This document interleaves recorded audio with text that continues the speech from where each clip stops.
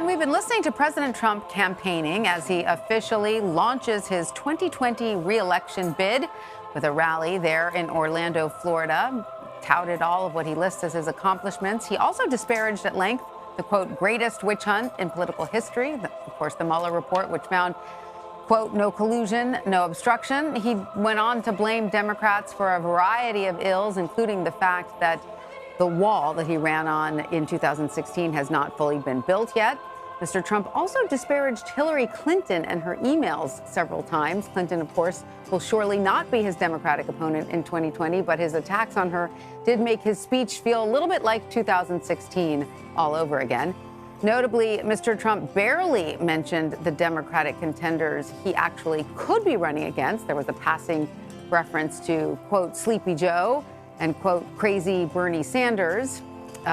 The president's former press secretary, Sarah Huckabee Sanders, also made a guest appearance at the podium to praise him and thank him for her time at the White House. The president, of course, spent a lot of time touting the economy, which is strong, and the employment numbers, which are high.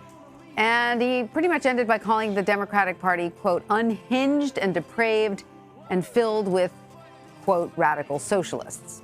So let's bring in now Ed O'Keefe. He is our CBS News political correspondent. He is in Washington and has been listening as well. Ed, what struck you from the president's speech there? I was sort of expecting him to come out swinging against some specific Democrats, but he really stayed away from that.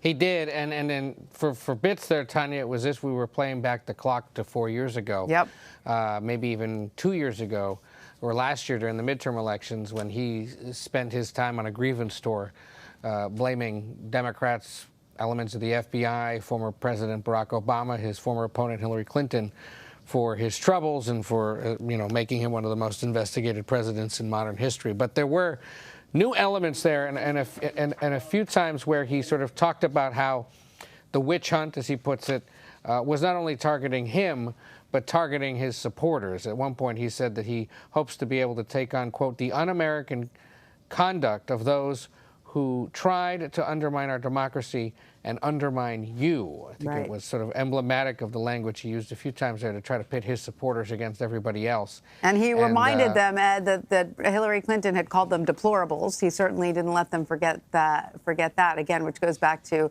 sort of deja vu all over again. Exactly, and part of the repeat programming that he seemed to be presenting tonight. But also telling, and I say this as someone who covered early parts of the 2016 campaign, I never thought I'd see the day that he would share the stage with Marco Rubio and Lindsey Graham and give 3 shout-outs to the senior senator from Florida for being so supportive and helpful. 4 years ago, certainly that was not something we anticipated, given that they were at each other's throats for most of that protracted Republican nomination fight. This is an event being held at the Amway Center in Orlando, a facility that holds about 20,000 people.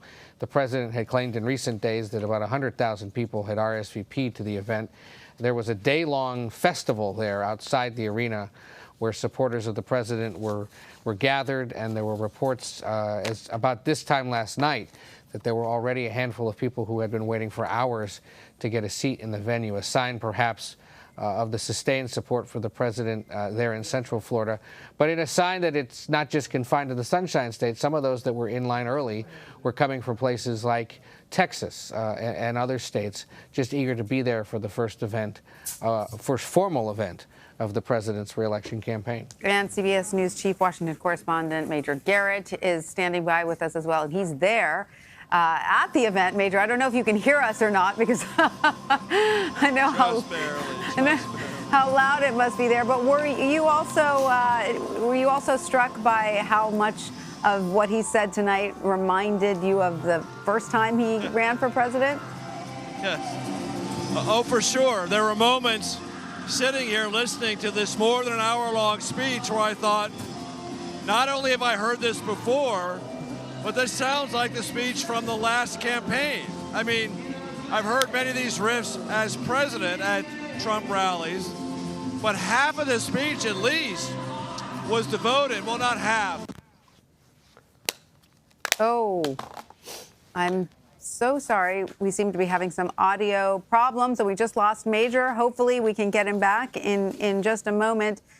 But Ed, I want to go back to some of the points that he did bring up of his accomplishments. You know, he did bring up the opioid crisis. He brought up prison reform, some of these things which are sort of bipartisan issues, you know. But of course, then he also talked about being pro-life and supporting the Second Amendment. So he was clearly talking to a conservative audience, but he didn't shy away from some places where he thought there could be some bipartisan support. Yeah, this was essentially fodder for his base. He was asked in a Time magazine interview this week, elements of which were published today, whether he felt compelled at all to expand his support beyond his base. And he essentially told Time magazine that, you know, he feels that his base will be there for him.